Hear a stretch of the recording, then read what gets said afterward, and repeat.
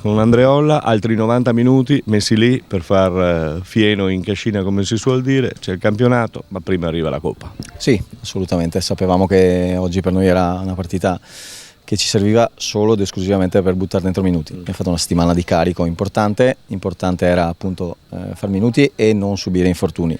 È andata come volevamo.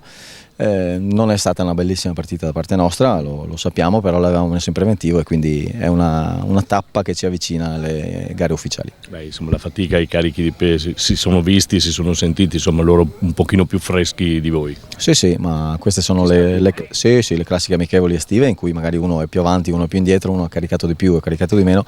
Per quanto riguarda la mia squadra, sono soddisfatto comunque che ha voluto andare a vincere questa partita qua, al di là degli episodi, dei rigori, non rigori, questo non sta a me giudicare, non è neanche simpatico farlo in queste partite qua, però l'atteggiamento è stato quello che ho chiesto ai ragazzi. Sì.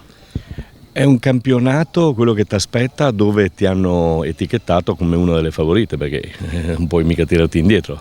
No, mi tiro indietro assolutamente perché c'è chi ha più budget, ha più strutture, ha più modo di allenarsi magari anche al pomeriggio, quindi noi abbiamo fatto una rosa importante, assolutamente, e vogliamo provare a entrare nel giro di quelle 6-7 squadre che saranno lì a giocarsi magari i playoff. Questo ce lo poniamo come obiettivo. Arriverà prima la Coppa, triangolare, piuttosto impegnativo anche lì, insomma, da vedere. Sì, però dal mio punto di vista molto molto bello, perché insomma la Pievigina è una squadra storicamente forte e ostica, e anche incontrare il Cavarzano, io che ho allenato parecchi anni in provincia di Belluno, per me è tanta roba. Sandro, in bocca al lupo, buon lavoro, buon Ferragosto, e poi si è da cara di nuovo. Assolutamente, 3 giorni di riposo e poi si riparte. Grazie.